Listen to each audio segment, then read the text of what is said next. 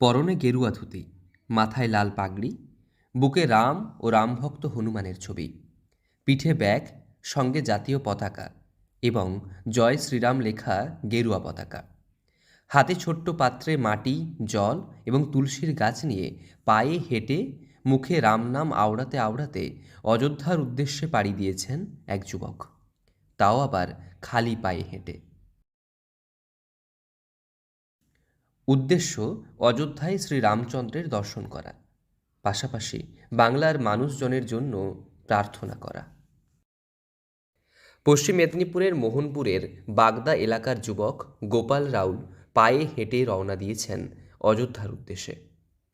প্রসঙ্গত, হাতে গোনা কয়েকদিন পরেই উদ্বোধন হবে অযোধ্যায় রাম মন্দিরের।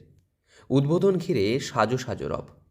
তবে রামচন্দ্রের দর্শন এবং নিজের ও সারা বাংলার মানুষের জন্য প্রার্থনা করতেই পায়ে হেঁটে কষ্টকে সহ্য করে রওনা দিয়েছেন এই যুবক। আমার উদ্দেশ্য শ্রীরামের চরণে আশীর্বাদ নিতে যাচ্ছি। মোহনপুর থেকে বেরিয়েছি রাম অযোধ্যা রামের চরণে। ওখানেই যাবেন?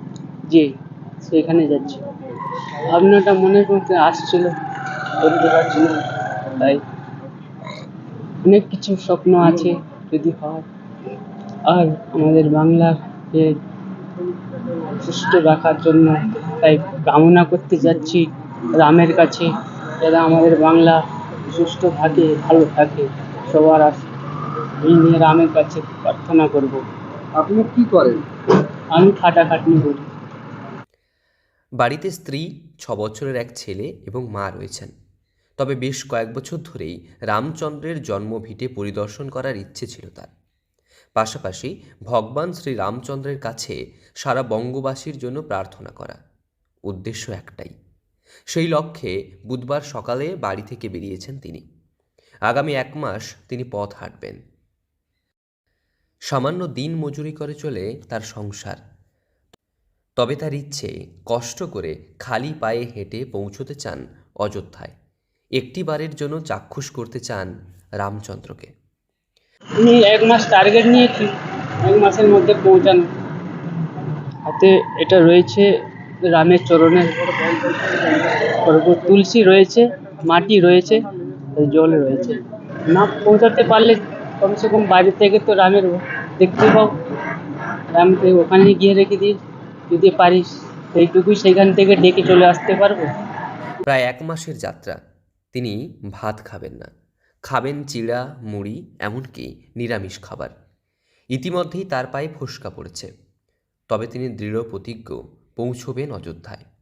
মোহনপুরের বাগদার বাড়ি থেকে বেরিয়েছেন 37 বছর বয়সী গোপাল রাউল। চোখে স্বপ্ন, খালি পায়ে হেঁটে পৌঁছবেন রামভূমিতে। পিঠে প্রয়োজনীয় সামগ্রী ভরা ব্যাগ, মাদুর, হাতে ছোট মাটির কলস, পিঠে ঝোলানো একটি ফ্লেক্সের নাম, ফোন নাম্বার, আধার কার্ডের ছবি ও শ্রীরামের বাড়ি অযোধ্যা রাম মন্দির পরিদর্শনের উদ্দেশ্যে মোহনপুর থেকে অযোধ্যা লেখা। পরিবারের দাবি, কোনো বাধা নেই, সুস্থ হয়ে পৌঁছান, এটাই চাই। যুবকের মনের জোর আর ইচ্ছেকে সাধুবাদ জানিয়েছেন সকলে। পশ্চিম মেদিনীপুর থেকে রঞ্জন চন্দ্রের রিপোর্ট, লোকাল 18 বাংলা।